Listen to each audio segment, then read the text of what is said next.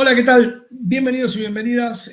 Nueva reunión de la ELAF, principio de metodología dialéctica, lo que vamos a ver, los primeros principios que plantea Jeff Tullin en su libro de metodología dialéctica, un libro que uno, si lo veía en aquella época, le parecía seca, tal vez me estoy refiriendo tal vez a la década de los 80, a los 90, pero que hoy demuestra una vigencia absoluta y que es una herramienta de combate contra el posmodernismo, contra el irracionalismo, contra todas las tendencias del relativismo furioso que intentan destruir a la cosmovisión marxista-leninista.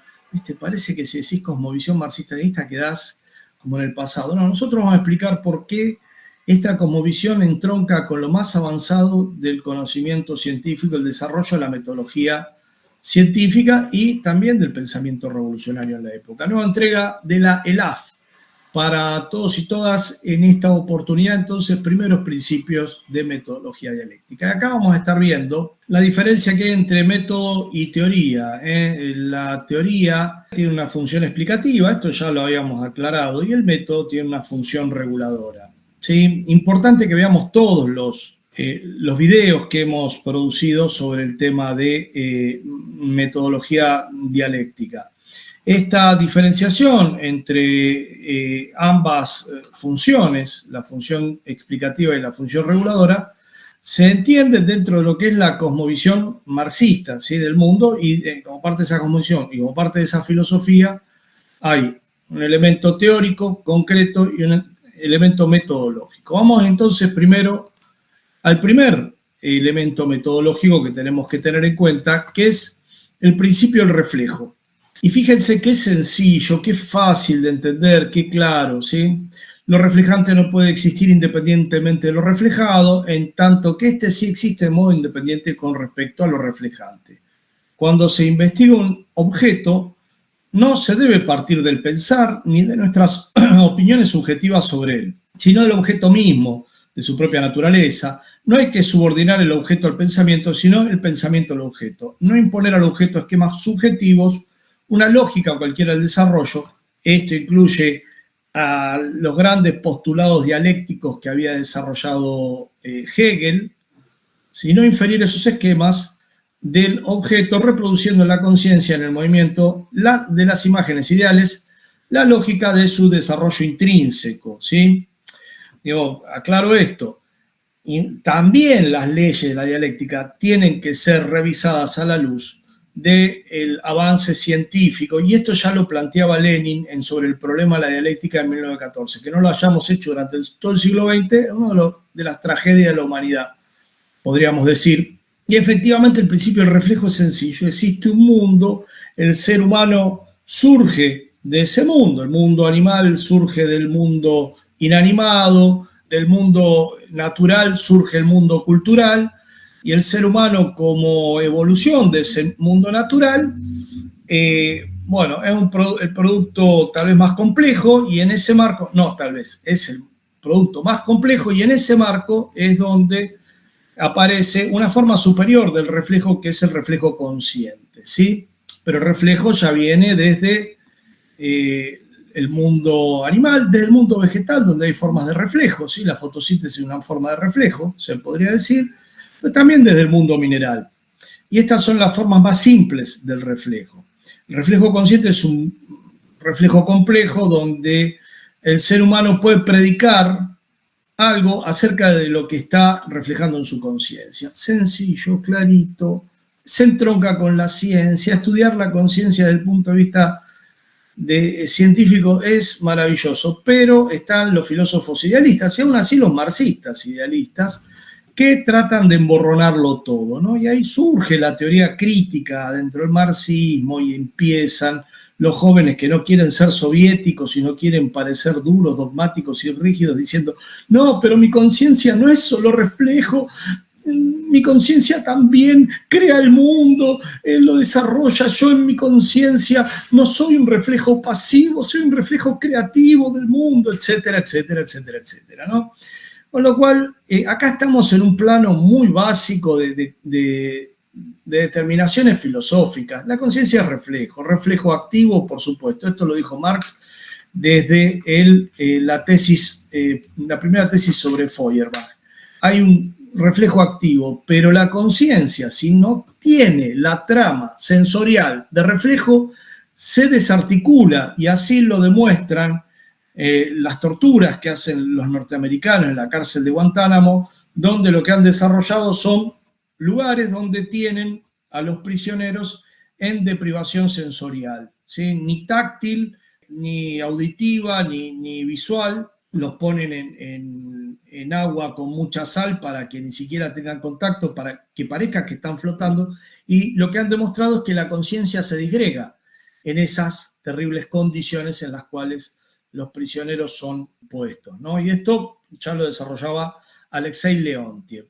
Entonces, sin reflejo, o sea, la conciencia se explica porque es un sistema de procesamiento de la información. Y todos los que desde el desarrollo científico, el conocimiento científico, se van para la especulación filosófica, pierden lo que es la base del marxismo, lo que dijo Engels, lo que planteó Engels ya desde su anti-Düring, y más concretamente cuando planteó el fin de la filosofía clásica alemana y dijo: a partir de ahora tenemos que estudiar ciencia, muchachos. Cosa que muchos marxistas no entendieron. O pensaron que eran más marxistas si se iban para la especulación filosófica, algo que Marx no hizo nunca. En el Capital no hay especulación filosófica, en el Capital hay investigación dura y pura.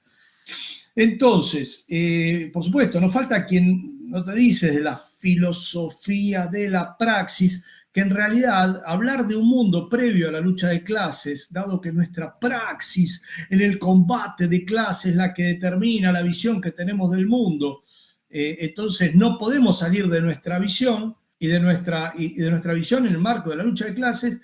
Entonces, decir que hay un mundo previo a la lucha de clases es una desviación ontologizante, tal el vocablo que utilizó Néstor Cohen intentando seguir a Adolfo Sánchez Vázquez, y emborronando todo el marxismo. El marxismo habla de la terrenalidad de las ideas, y la terrenalidad de las ideas es que las ideas se hagan carne en el mundo real, y el mundo real preexiste a la lucha de clase, y por eso Marx intentó entregarle y dedicarle el Capital a Darwin, ¿sí?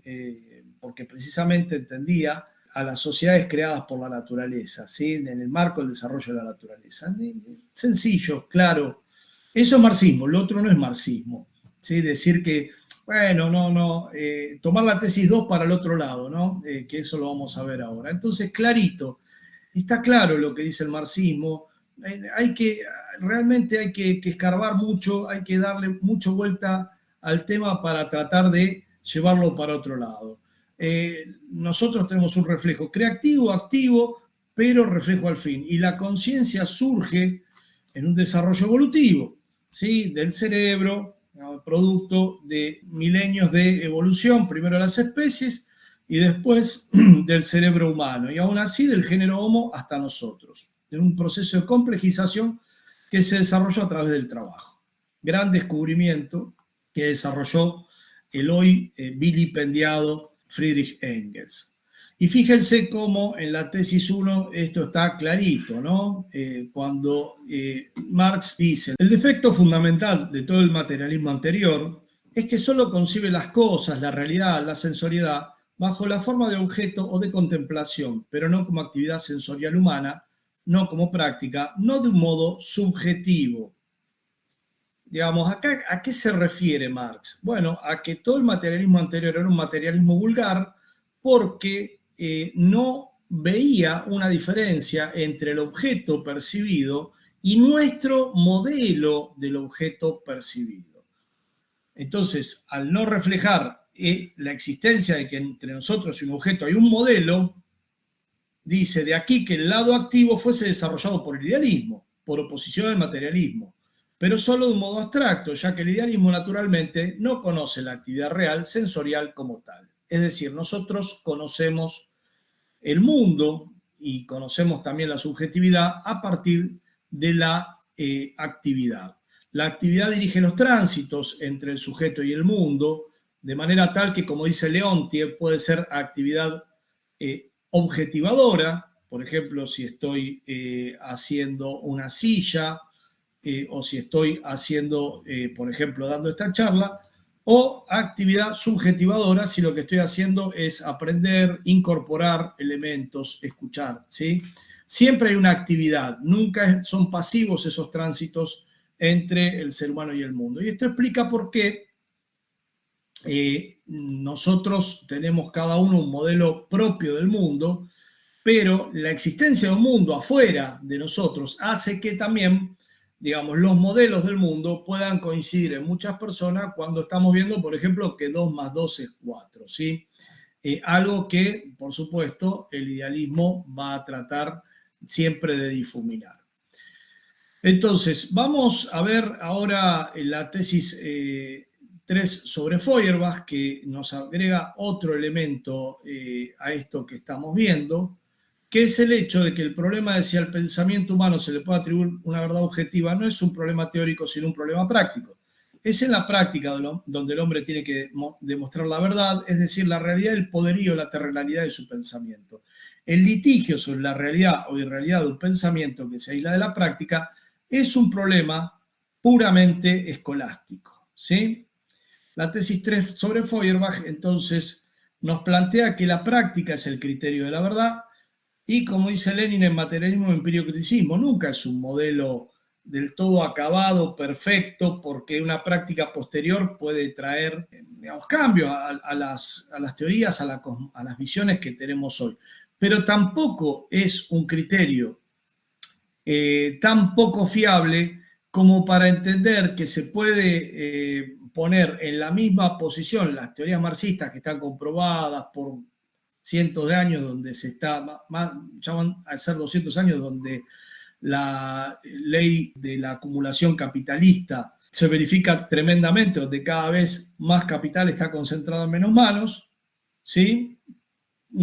Esas teorías que se verifican no tienen el mismo estatuto que las cuestiones, las cosas absurdas que puede decir un anarcocapitalista, un Milley, un von Hayek, las teorías racistas de Hitler. Bueno, digamos, son contrarrevolucionarias, pero aparte son anticientíficas, ¿sí?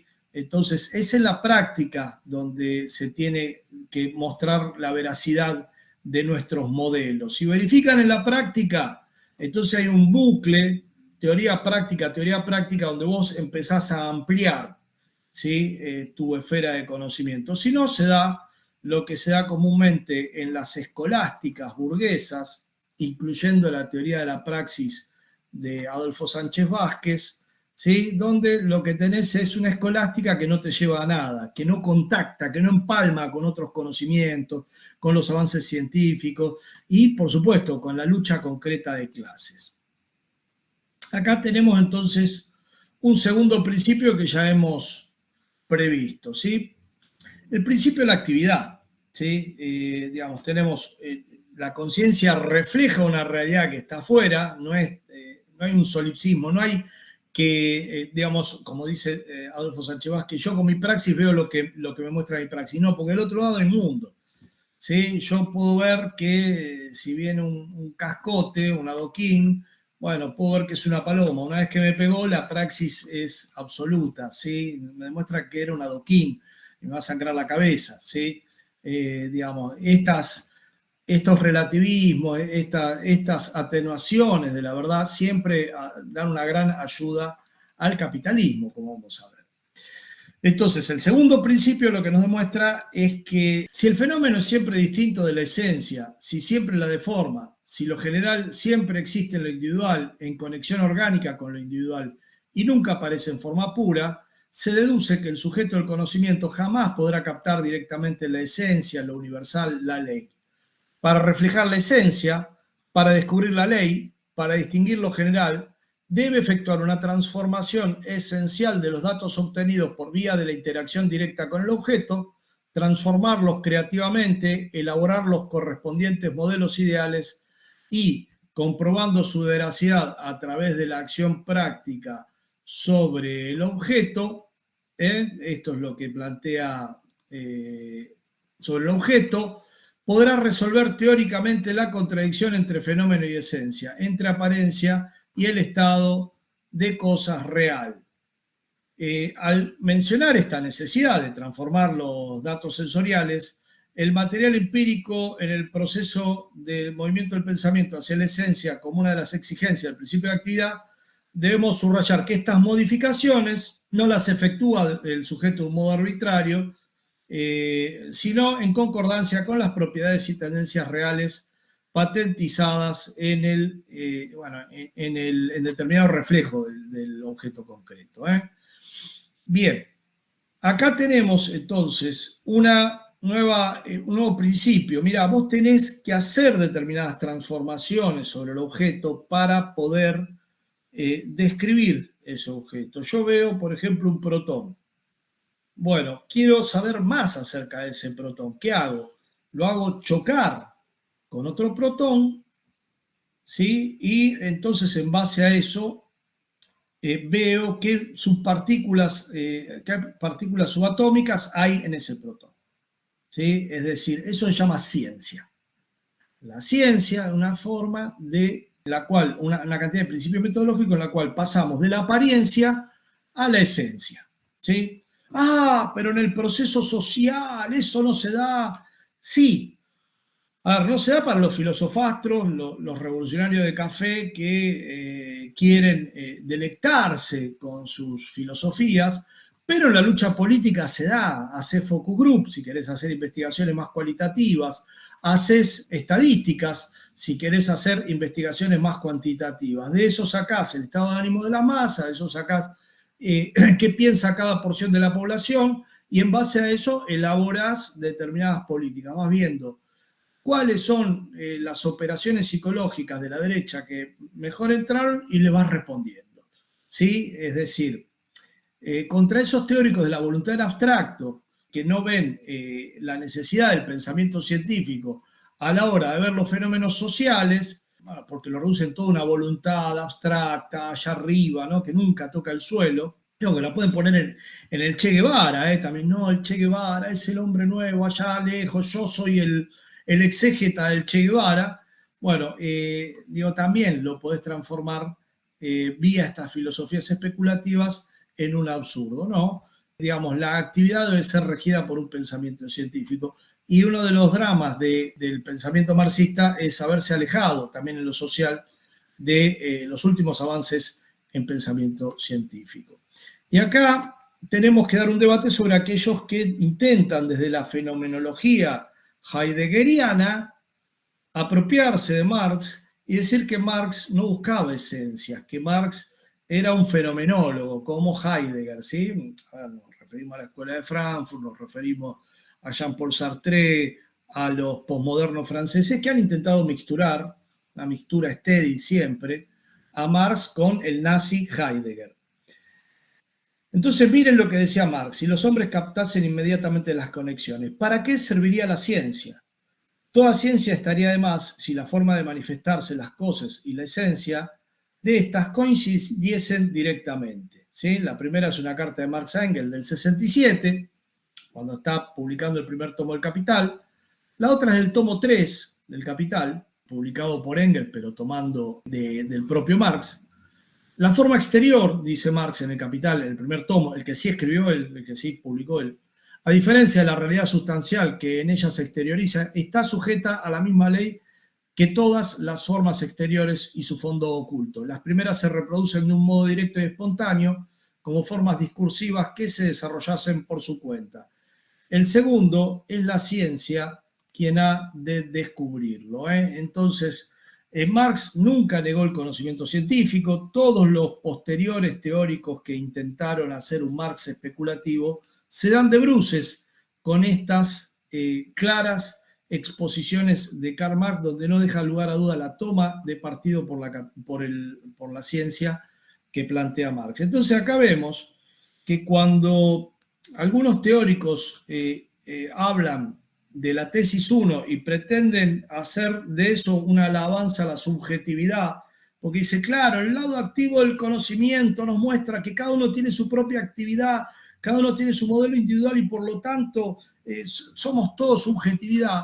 Marx inequívocamente plantea que es la actividad científica, la forma de toda esa fenomenologías, todo aquello que nos plantea la sensoriedad, de todo aquello que nos plantea los casos individuales, poder extraer los elementos que hacen a su esencia y conocer, por lo tanto, las esencias que están detrás de las apariencias y de las individualidades, ir de lo individual a lo general, ir de la apariencia a la esencia. Este es el camino que plantea el marxismo. Y después Lenin agrega de la esencia del primer orden a la esencia del segundo orden y de esta a la esencia del tercer orden.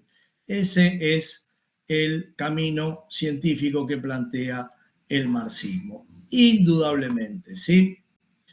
Bueno, vamos entonces a ver cómo Lenin planteaba que no solamente teníamos que estudiar al marxismo, sino también estudiar a las ciencias, y aquí, en el materialismo militante, plantea: del brusco viraje por el que en la actualidad pasan las ciencias naturales modernas, surgen a cada paso las escuelas y escuelillas filosóficas, las tendencias y subtendencias filosóficas reaccionarias. Por lo tanto, seguir de cerca los problemas de la novísima revolución en la esfera de las ciencias naturales y atraer a esta labor, él quería hacer una revista filosófica, ¿no?, a los naturalistas, es una tarea sin cuya solución el materialismo militante no puede ser en modo alguno ni militante ni materialismo. Sin plantearse semejante tarea y sin cumplirla sistemáticamente, el materialismo no puede ser materialismo combativo, seguirá siendo no tan como combatido.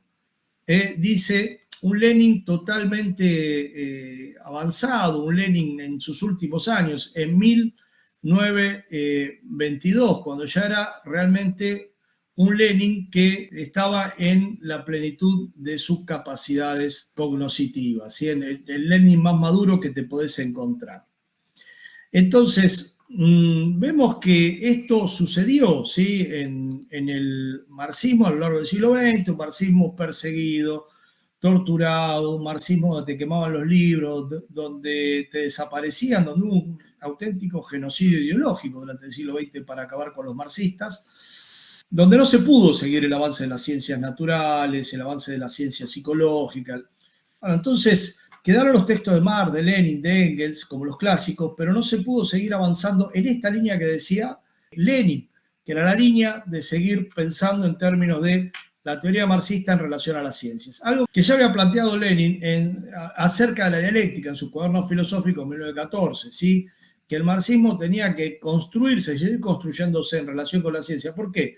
Porque si no, las teorías rivales iban a blindar su pensamiento en relación a los últimos avances de las ciencias naturales. Lo iban a hacer para combatirnos a nosotros. Vamos a ver dentro de un rato, más adelante, cómo lo hacen. Pero sin ir más lejos, ya tenemos, digamos, toda una cantidad de teorías anticientíficas que apuntan a demostrar que el marxismo ha quedado en el tiempo, ¿no?, sobre todo desde el posmodernismo se han utilizado todos estos argumentos para decir, como ya vamos a ver y a profundizar, que, bueno, en realidad el marxismo se quedó en el pasado, ¿no? Y el marxismo se quedó en el pasado, dicen algunos, por esa pretensión de verdad como reflejo de una realidad objetiva externa a nosotros. Van a decir los posmodernos y dentro del campo del marxismo, por ejemplo, Néstor Cohen, van a decir, no, lo que pasa es que esa es la vieja visión aristotélica de la verdad como consonancia, correspondencia entre nuestras postulaciones, nuestras proposiciones y una realidad objetiva que estaría fuera de nosotros, ¿no? Y para eso acuden a la teoría del orden simbólico. Mirá, te dicen, la psicología ha demostrado que existe, no estoy diciendo, digamos, acá muchos ubican esto, ¿no? No quiero decir que Cohen esté acudiendo al orden simbólico, pero muchos teóricos lo hacen. Vos no sabes nada, vos sos un dogmático, un marxista cuadrado. En realidad, desde que el género Homo accede al orden simbólico, te dicen, y te lo hacen engolando la voz, ya la relación con lo natural está perdido y ya no podemos, por lo tanto, reflejar la realidad objetiva, porque a partir de que simbolizamos, ya la naturaleza está perdida, ¿no? Te lo dicen así. Che, ¿y cómo se accede al orden simbólico? Vos le decís.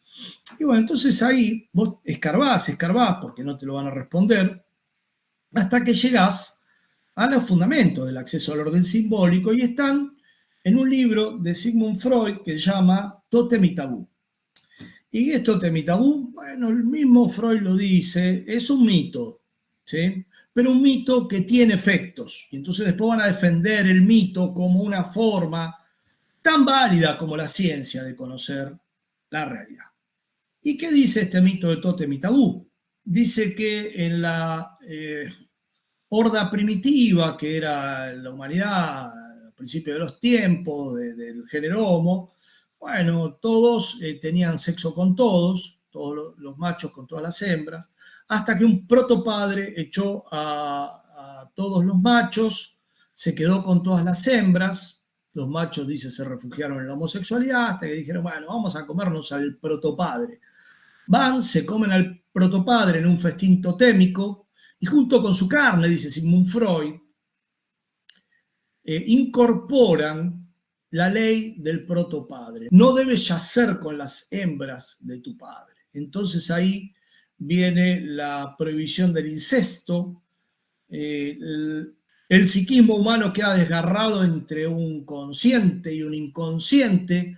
A partir de ahí el ser humano empieza a simbolizar, accede al orden simbólico y en una tarde de asado canibalístico, vamos a decirlo así, se genera el psiquismo moderno. Digamos, es un absurdo, por donde lo mires es un absurdo. Vos decís, mirá la ciencia, qué interesante, ¿no? Lo que ha desarrollado en términos de ver todas las especies de homínidos, desde el Australopiteco hasta el Homo erectus, Homo habilis, bueno, todo heidelbergensis, bueno, neandertalensis, toda. Es maravilloso estudiar eso, la capacidad craneana, las capacidades que tenían de simbolizar. Realmente es algo hermoso. En cambio, el título del libro, Tótem y Tabú, que es un mito especulativo, que se le ocurrió a Freud, que lo escribió, que vendió muchos libros en 1900, no sé cuánto, principio del siglo, es pensamiento especulativo. Por lo tanto, lo único que crea son escuelas, una escolástica psicoanalítica, de la cual después los posmodernos extraen argumentos para pegarle al marxismo. ¿Qué pasó con el marxismo?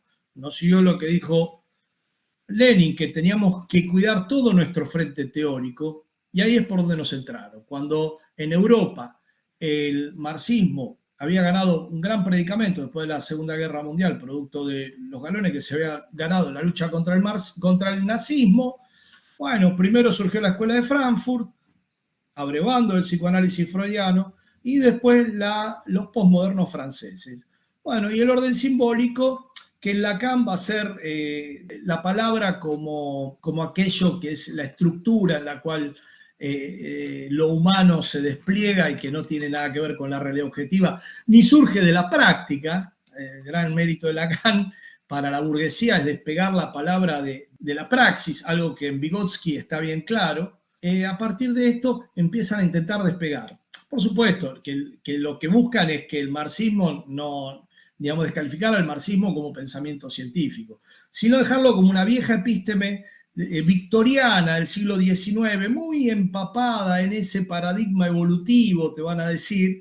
En realidad lo que están haciendo es defender a la burguesía, ¿sí? Defender los privilegios de clase, y cuando surge una teoría científica, decir, no, esa teoría no es científica porque nada es científico, porque todos los discursos, en la medida en que están escritos con palabras, no pueden dar cuenta de la realidad objetiva, ¿no? Y después ellos, la burguesía, el imperialismo avanza así, con metodología científica, con la big data, con perfilamientos de personalidad en tiempo real, mientras a nosotros nos tiran en las universidades del sistema esta basura anticientífica.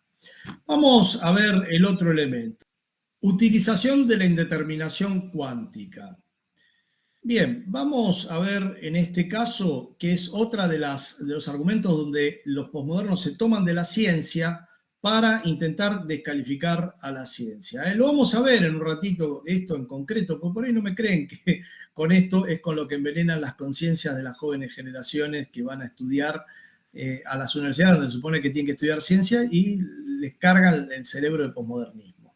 Digamos que hay una cuestión básica. Nosotros vivimos en un mundo mecanocuántico, ¿sí? Y en los fenómenos cuánticos hay superposición de estados, ¿sí? Una partícula puede estar superpuesta en múltiples estados al mismo tiempo, ¿sí? Y hay una indeterminación donde vos no podés, si medís la posición, no podés medir la velocidad de la partícula, ¿sí? Y viceversa. Digo, todo esto lo estudian físicos, cuánticos, científicos, con un aparataje matemático inconmensurable. Utilizar esto y trasladarlo al mundo mecánico, donde rigen las leyes de la mecánica, donde las leyes de la mecánica newtoniana todavía son bastante buenas y donde las correcciones relativistas realmente son extraordinarias, digamos, lo que se puede llegar a visualizar con esas ecuaciones, realmente es un absurdo. Pero esta gente no tiene ningún problema y en base a eso dicen, bueno, no, todo es indeterminable porque mira, las partículas subatómicas cuando saben el concepto de superposición de estados, ¿sí? Vamos a ver entonces el otro elemento, ¿sí? Utilización de la teoría del caos determinista. También lo vamos a ver, ¿sí?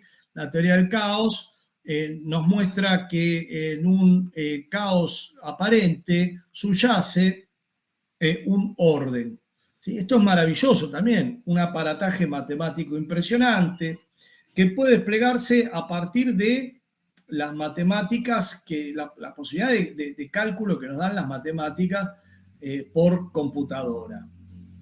Digo, previamente las ecuaciones no lineales, que es de lo que se trata la teoría del caos determinista, eran vistas como una rareza en la matemática, y a partir de que la computadora empieza a tener una capacidad de cálculo mayor, bueno, empieza a verse que había algunos sistemas que cuando vos redondeabas decimales, las trayectorias se iban para cualquier otro lado. O sea, así se descubre el llamado efecto mariposa, ¿sí? Que lo descubre, por ejemplo, entre otros, Edward Lorenz, cuando lo que ve es que pone unos cálculos del clima, ¿sí? En una computadora, y como le redondeaba decimales, ve que empieza a irse para cualquier otro lado lo que él estaba viendo. El efecto mariposa nos dice que efectivamente un aleteo de una mariposa en Amazonas puede causar un tifón en Nueva York, porque siempre los tifones, digamos, siempre termina allá en Estados Unidos, ¿no? La cosa. Y, digamos, para ellos, ¿no? Por lo menos.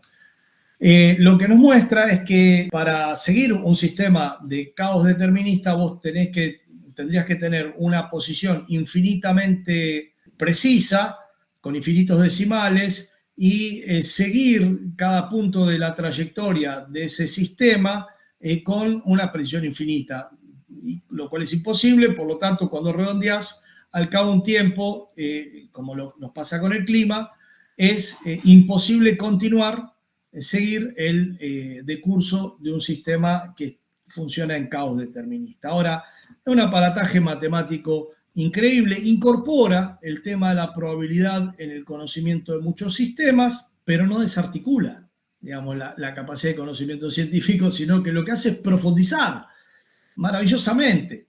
Digamos, sistemas que antes lo que se hacía era plancharlos en integrales para más o menos tener una aproximación. Hoy lo que se hace es seguirlo a través con computadora, seguirlo y con muchísimos decimales, seguirlo en un decurso de su avance, ¿no? Por ejemplo, la ecuación logística, que es la que te mide cómo covarían presas y depredadores, ¿sí? Si hay menos presas, caen los depredadores. Cuando caen los depredadores, crecen las presas. Cuando crecen las presas, crecen los depredadores. Bueno, son ejemplos maravillosos de esta hermosa rama de la ciencia, que no hace más que consolidar elementos del marxismo, aunque también el marxismo tiene que adaptarse a estas novedades, como por ejemplo el hecho de que existe la casualidad y la causalidad. Ya Silvio Rodríguez hablaba de causas y azares, y esta relación entre causalidad y casualidad digamos, con la teoría del caos, se enriquece, se profundiza y cambia también, ¿no? Porque con los viejos manuales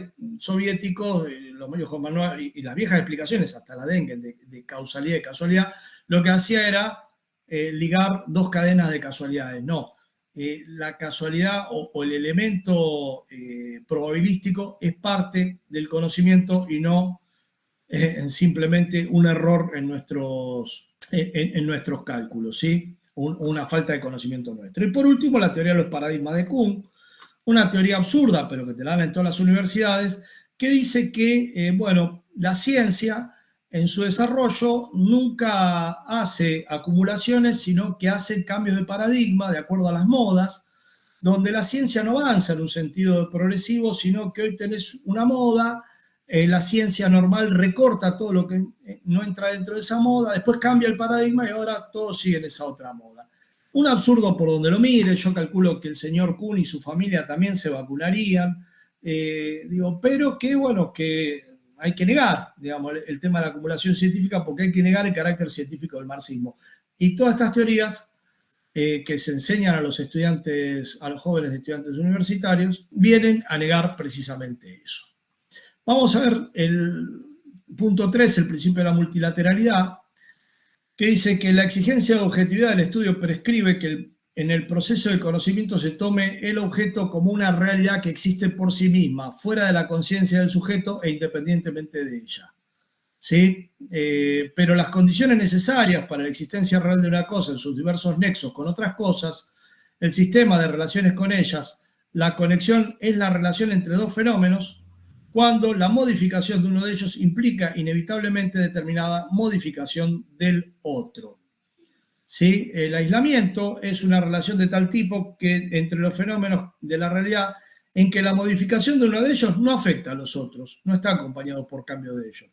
Todos los fenómenos del mundo se encuentran en estado de interconexión y de aislamiento mutuos. Están conectados en unos aspectos y no conectados en otros. Operan en ellos modificaciones tales que suponen conscientes modificaciones de otros. Bueno, en fin. Vos tenés que estudiar las cosas en su interrelación, es lo que se dice. Ver las conexiones entre los procesos, los fenómenos. ¿Sí? Esto es lo que dice Sheptulin. Son cosas que ustedes ven y dicen, bueno, pues es obvio, sí, si vos estudiás algo tenés que ver la conexión, ¿sí? Tenés que ver la conexión entre cómo ingresa en la célula el virus del COVID para saber cómo infecta a la célula. La interrelación entre la célula y el virus del COVID. Sencillo, si vos querés acabar con el contagio del COVID-19, tenés que estudiar eso, ¿sí? Tenés que estudiar las cosas, sus interconexiones. ¿Se puede negar esto? Claro que se puede negar. Lenin agrega más cuestiones. Bueno, primero Sheptulin, ¿sí? Que plantea la conexión de una cosa con otras cosas debe entenderse no solo en el sentido de que la primera está conectada con las que la rodean y con las cuales se encuentran en interacción, sino en el sentido de que están conectadas con todas las cosas, que su conexión es general, universal. El materialismo plantea la interconexión universal de todo lo existente, ¿sí? Todo tiene una conexión con otras, con el resto del cosmos, con el resto del universo. En los cuadernos filosóficos, Lenin lo deja claro, las relaciones de cada cosa, fenómeno, etcétera, no solo son múltiples, sino generales, universales, cada cosa, fenómeno, proceso, etcétera, está vinculada con todas las demás. Cuando analiza la ciencia de la lógica en su cuaderno filosófico, ¿sí? Que lo escribe en la preguerra, Lenin. Vemos que si el camino del conocimiento es el camino de la investigación de las conexiones, ¿sí? Y después, las conexiones no hay que verlas por separado, sino que hay que ir de la multilateralidad a la unilateralidad, es decir, buscar la propiedad fundamental. Una vez descubierta la propiedad fundamental, el sujeto, partiendo de ella, comienza a interpretar una tras otra todas las demás cualidades, concibiéndolas como estados particulares de dicha cualidad única, como sus diferentes formas de manifestación. Esto es de un libro de lógica dialéctica soviético, Kumpf y Orutchev, quienes escribieron este libro, y que lo que dice es clarísimo, ¿sí? Vos, una vez que tenés todas las cualidades investigadas, tenés que ver las propiedades fundamentales, las que dan como quien diría, la columna vertebral de lo que vos estás investigando, ¿sí? Y bueno, después está el debate con Bukharin acerca de los sindicatos de Lenin, donde Bukharin planteaba que los sindicatos eran una cosa, otra, y Lenin le decía, sí, todo eso, pero centralmente los sindicatos son una escuela de formación de dirección. Digamos, de alguna manera lo que estaba, en el fondo lo que estaba tratando de hacer era como que pegar los sindicatos a que estuvieran al mismo nivel que el partido, y Lenin defiende el rol del partido diciendo, los sindicatos son escuela de dirección, ¿sí? Esto es lo que plantea Lenin en su polémica con Bukharin, es decir, de todas las cualidades que vos del sindicato, vos tenés, ¿cuál es la central? No es una cosa y otra cosa y otra cosa, sino vos tenés que ver para el tema que nos compete, cuál es la propiedad central de aquello que estás investigando, y así es como corta la idea de Bukharin de que hubiera generado unos conflictos terribles entre sindicato y partido. Y defiende el rol central del partido, que después la historia demostraría que estaba muy bien y que esto era lo que había que hacer.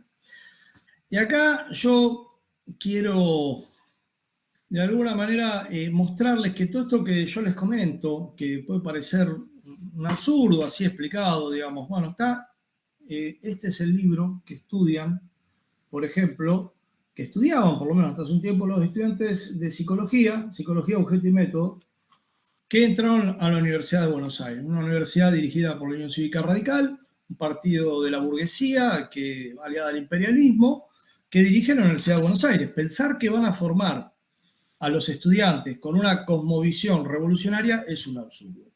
Y acá donde la epistemología se junta con la vida personal, ¿no? Digamos, esta persona, María Teresa Lodier, era una montonera, ¿sí? Que, bueno, su marido estuvo en el operativo Dorrego. ¿Y qué fue el operativo Dorrego? Bueno, había un general Carcaño que quería integrar a los jóvenes de la JP con las Fuerzas Armadas. Hicieron un operativo conjunto, como producto de unas inundaciones, que llamó Operativo Dorrego, allá por los 70, por los primeros 70. Y el marido de María Teresa Lodier, que era uno de los jefes de la columna norte, estuvo en ese operativo Dorrego. ¿Qué había del otro lado?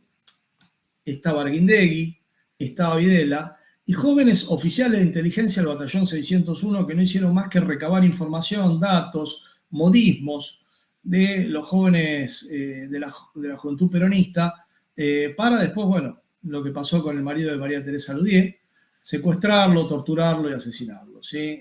María Teresa Lodier vio el cadáver brutalmente torturado de su marido, y ese efecto traumático sobre su vida fue terrible. Digamos que entonces se va a México, y cuando vuelve, bueno, los compañeros toman y dicen, vení, María Teresa, escribiste un libro de metodología de la investigación psicológica, y lo transforman en un libro, ¿sí? Que ahí lo pueden ver, ahí más o menos lo ven, un libro de estudio, ¿sí? Que, a ver, hay diversos saberes y discursos, pero todo pibe que ingresaba a la facultad, por lo menos en los 2000, tenía que estudiarse esta bosta, ¿sí?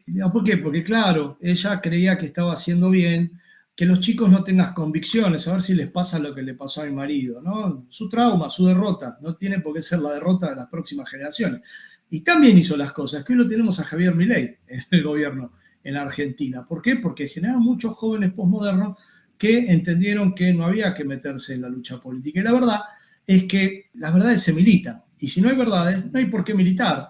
Entonces nos quedamos todos mirando, haciendo análisis. En la Ciudad de Buenos Aires hay muchísimos psicólogos, sociólogos, trabajadores sociales, súper posmodernos, súper deconstruidos, muy piolas, ya han pasado la modernidad, pero la calle de Buenos Aires cada vez tienen más gente que está muriendo de hambre, ¿sí? Que está desesperada y que vive en las calles. Y fíjense cómo todos los ítems que nosotros habíamos visto que tenían que ver con la ciencia y con el conocimiento son desarticulados por la señora María Teresa Lodier, de reciente muerte, ¿sí? Dice, la ciencia concibe hoy un universo fragmentado, rico en diferencias cualitativas y sorpresas potenciales. O sea que la ciencia del siglo XIX no concebía diferencias cualitativas, sorpresas potenciales. Sí, María Teresa Lodier, lo que decís ahí realmente es poco poco profundo. La ciencia actual ha constatado que las partículas elementales están en perpetua transformación. Lo dice de una manera que hasta a uno le da como cierta cosita, ¿no? Es decir, está hablando de la superposición de estado, de las partículas elementales, pero, digamos, vamos a ver lo que saca en conclusión la señora Lodier de que exista en las partículas elementales superposición de estado. La ciencia moderna concebía como eje central la objetividad del conocimiento. Vamos a ver, dice entonces que la física cuántica deja de lado la objetividad del conocimiento. La verdad estaba allí, escrita en caracteres matemáticos, y con un método adecuado podíamos acceder a ella y traducirla en leyes universales. Está haciendo testimoniar a la física cuántica, que es una física que te explica partículas subatómicas, que cada día avanza más y que cada día desarrolla campos tremendamente desafiantes del conocimiento, hacerlo testimoniar en contra de la ciencia. Ahora ya la ciencia no trata, digamos, de conseguir una objetividad que esté ahí, ¿no? Entonces vos decís, bueno, ¿para qué hicieron el acelerador de hadrones en Suiza? Digamos, todo un aparato si no está ahí. Vamos a ponernos a filosofar, digamos, y listo. Bueno, estas frases de María Teresa Lodier me hacen acordar mucho a un capítulo de Los Simpsons donde se crea una división entre los niños y las niñas en el colegio, y en el colegio de las niñas hay una profesora feminista que en lugar de matemáticas le enseña autoestima a las niñas. Ahora que nos hemos librado de los niños y de su belicosa atmósfera, por fin podemos respirar. Respirad, señoritas. Y ahora empecemos con las matemáticas. ¡Sí! ¿Qué sensación os producen los números? ¿A qué huele el símbolo más? ¿El número 7 es impar o solo diferente? Pero, ¿entonces no vamos a hacer problemas de verdad? ¿Problemas? Así es como los hombres ven las matemáticas, como algo que hay que atacar, algo que hay que resolver. Pero no lo son. En fin, la autoestima no sustituye a la educación. Lisa, yo diría que intentas descarrilar nuestro tren de la autoestima. Cantemos para volver a encarrilarlo. Lo mejor que me puede pasar es que por fin tú me llegues a amar. ¡Amar! Esta concepción, apoyada en el auge de las ciencias de la naturaleza, alcanza su cenit en la edad moderna, pero presenta límites para la física actual. Vos fijate, hace testimoniar a la física en contra de la ciencia. Y dice, en la ciencia avanzada contemporánea, los conceptos de orden y objetividad están cuestionados por los fenómenos de azar y de la indeterminación. O sea, muy por el contrario. El fenómeno de azar está cuestionado por el concepto de orden. Se descubre orden allá donde antes no se lo veía. Hasta se puede sacar el cálculo de cómo es el atractor de la hoja del helecho. Es impresionante lo que ha descubierto la ciencia del caos, digamos, y realmente la física cuántica sigue avanzando y la indeterminación cuántica no se verifica en el mundo mecánico, ¿sí? Ni en el mundo social, ¿sí? Pretender eso es un absurdo. Digamos, y los conceptos de universalidad y de verdad inmutable son confrontados, claro, tiene que acudir a eso, verdad inmutable, son confrontados por los fenómenos de heterogeneidad y multiplicidad. En realidad, Lodier no estaba hablando en contra de la verdad inmutable, sino de la verdad objetiva. ¿La verdad objetiva es inmutable? No, cambian. El avance de la ciencia hace que las verdades cambien, pero ningún científico renunció a la empresa científica porque, bueno, no sé si dentro de 2000 años va a ser verificado, va a seguir siendo verificable mi posición, sino que avanzamos en la frontera de la ciencia, es la verdad objetiva en este tiempo, como en la época de Newton. La mecánica newtoniana era la verdad de ese momento, y después apareció la relatividad de Einstein.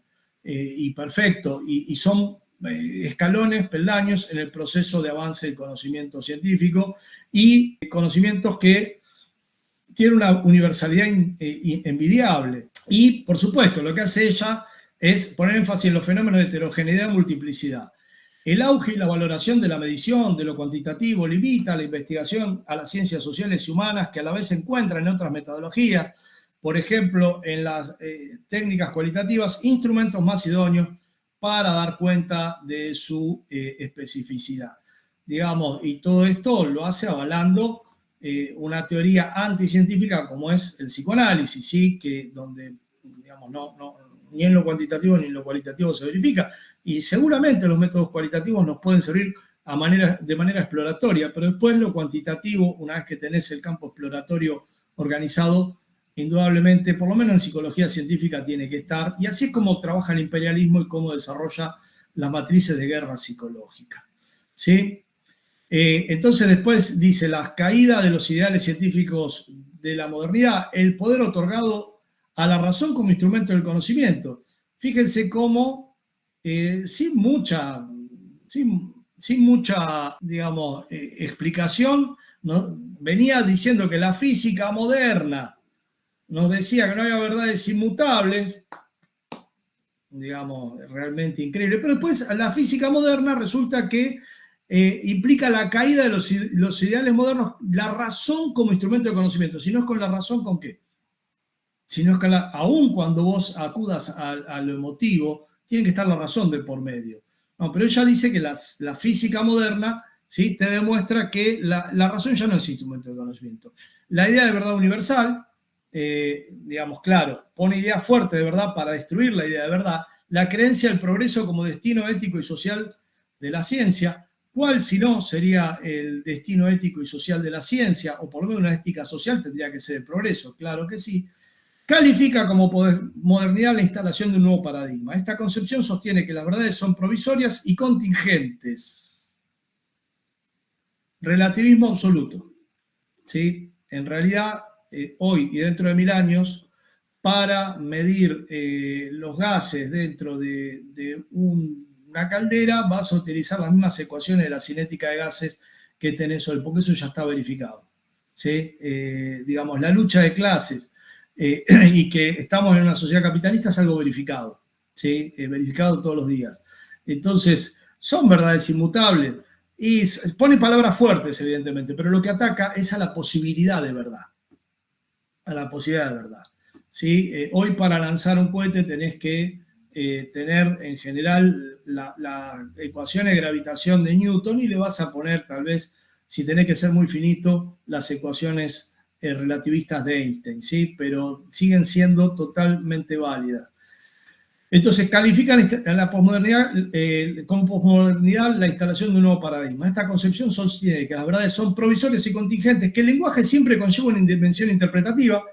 Ahí ya te pasó lo otro, lo que decíamos antes. Y aquí vimos utilización de la ciencia del caos, utilización de la ciencia cuántica, utilización del lenguaje como negación de la posibilidad de verdad. El lenguaje es claro que tiene una dimensión interpretativa. Y en ciencia lo que tenés que hacer es definir tus conceptos de manera tal de que sean lo más unívocos posible. Si una investigación en Corea te demuestra que tus definiciones no son unívocas, tenés que hacer un mejor esfuerzo por definir qué querés decir con cada concepto dentro de tu marco teórico. Que el progreso científico ha acarreado serios problemas para el destino de la humanidad del planeta. Por supuesto que la señora Lodier no se fue a vivir al monte y a ser cazadora-recolectora, sino que habrá vivido hasta el último tiempo y fue atendida en hospitales. Digamos, es una impostura posmoderna, producto de la derrota que sufrió su organización, Montonero, producto de haberse aferrado a una visión, digamos, del peronismo que fue errada, ¿sí? donde fue a un callejón sin salida, donde la esperaban, digamos, de haber creído que con los militares podía hacer otra cosa que no fuera ser perseguida, ¿sí? Porque claro, porque los que estaban equivocados eran los marxistas ortodoxos, y bueno, y una vez que vos te quebraste, el sistema te utiliza, ¿sí? A la pobre compañera para testimoniar y para que los jovencitos no tengan convicciones pobres, a ver si los torturan como a mi marido, no, entonces no, que se hagan todos posmodernos. Y bueno, tenemos a Milei y la desesperación que es hoy ver a nuestro país en manos del neoliberalismo más brutal. Entonces, cuando vos querés conocer, vas a buscar interconexiones, volviendo al maravilloso principio de Sheptuli, cuadrado, dogmático, seco, viste todas las cosas que se dicen de los manuales soviéticos. Maravilloso. Y fíjense cómo pensadores que tienen una gran actualidad, como Jorge Wagenberg, un auténtico filósofo en el sentido de lo que consideramos que tiene que ser un filósofo científico, habla de observar y comprender. Y dice, observar es descubrir diferencias entre cosas que se parecen. Esta es la experiencia, esta es la parte sensorial, digámoslo así, ¿no? ¿Y qué es comprender? Comprender es descubrir convergencias entre cosas que no se parecen. Y esto es la teoría. Cuando vos renunciás a buscar convergencias, como muy fuertemente lo trata de hacer, se les enseña a los estudiantes en la Universidad de Buenos Aires, y decís que todo es fragmentado, diverso, es porque estás renunciando a comprender. Lodier renunció a comprender porque vio a su marido torturado, el cadáver de su marido torturado, y dijo, listo, yo no quiero volver a comprender más nada, ni quiero que ningún joven comprenda, entonces hago les vendo posmodernismo a través de este libro. Entonces, este texto plantea claramente, comprender es descubrir convergencias, ¿sí? Y claramente es en el sentido en el cual iban Lenin y los clásicos, ¿sí? Ver las conexiones, ¿sí? Entre las cosas. Pero fíjense que hay más, ¿sí? Digo, cuando Lodier dice que la ciencia moderna avala el posmodernismo, veamos lo que dice acerca de la realidad, conexión e inteligibilidad estos pensadores. Jorge Wagenberg, ¿sí? Dice, la única manera de que la realidad sea ininteligible es que en ella nada tenga que ver con nada. La idea equivale a un árbol desprovisto de ramas, dos ramas de un mismo árbol tienen un tronco en común. Y la realidad tiene como mínimo una cosa en común, su propia historia.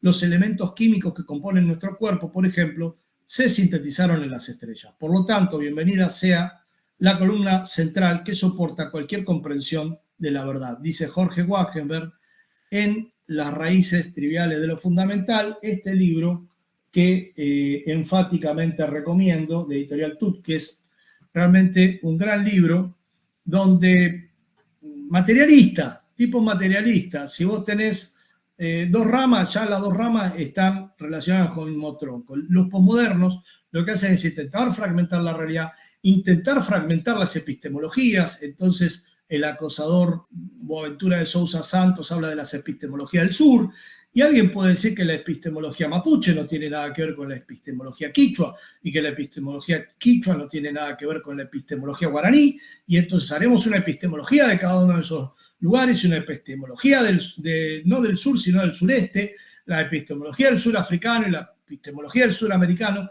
y el tema es fragmentar y dividir tanto el conocimiento de la realidad, que no tengamos un tronco común marxista-leninista que una a los pueblos, por un lado, y ahí es donde el sistema te avala, te pone dinero encima, y fragmentar también las visiones, fragmentando también la realidad. Es todo disperso, todo. No es que hay capitalismo acá, en Sudáfrica, en Brasil y en Bélgica, sino que es todo disperso, no se puede conocer, somos todos posmodernos. No hay eso de que vos podías ver dentro de lo diverso, comprender, ver convergencias, no, eso es del ideal moderno, ¿sí? Ahora somos todos posmodernos porque la ciencia demuestra y hace hablar a la física, ¿no? Que el universo es todo diverso. Y fíjense cómo Wagenberg repite algo que ya había dicho Engels, el positivista Engels, ¿sí? En 1876, en su Antidiuri, cuando dice, la unidad del mundo radica en su materialidad. Y fíjense que Einstein lo dice de otra manera, el secreto eterno del mundo es su comprensibilidad. Tenés por un lado a Einstein diciendo que el mundo es comprensible, y por el otro lado a María Teresa Lodier, como repetidora como por ejemplo Anester Díaz y otros epistemólogos, disque epistemólogos, en realidad digamos, pobres personas, delincuentes de la palabra, que están en las universidades públicas para destruir el pensamiento de los jóvenes, y lo que te genera el pensamiento posmoderno es que te disocia, es decir, que te impide conectarte con la realidad, con el mundo, con lo que nos rodea, y te quitan sensibilidad, porque como todo es construcción social, todo es tan relativo, todo es tan fragmentado, y como las verdades son tan efímeras, bueno, mejor fumarse un porro, quedarse al costado del camino y dejarse llevar por las últimas modas de, qué sé yo, feminismo radical o lo que fuere, ¿sí? Porque aparte con eso obtenés un lugar en las academias del sistema. Hasta aquí hemos llegado, mis estimados. El último, por supuesto, grito de la moda es el pensamiento situado de los decoloniales, ¿sí? Donde, ¿qué es lo que se enseña en las universidades del sistema? Donde también, ¿viste? No, el marxismo es una epistemología europea, moderna, y nosotros tenemos que pensar situado. ¿Y qué pensamos situado? Que el marxismo es una mierda, ¿no? Lo sacás de ahí. Y que Colón no descubrió América, ¿sí? Enrique Dussel y compañía están en toda esa línea. Hasta aquí vemos que los tres principios del compañero Sheptulin tienen un poder enorme explicativo. Les voy a poner cómo tienen que ir en la línea de qué va primero, qué va segundo, qué va tercero. Este vendría a ser el segundo video que tienen que ver para poder ver a Sheptulin todo enterito y poder, en todo caso, si quieren, hacer grupo de estudio allí donde quieran. Con esto terminamos metodología dialéctica y vamos a seguir. En breve nos van a tener con nuevas entregas desde la ELAF. Mi nombre es Sergio Guili, agradezco mucho su amable atención. Nos vemos.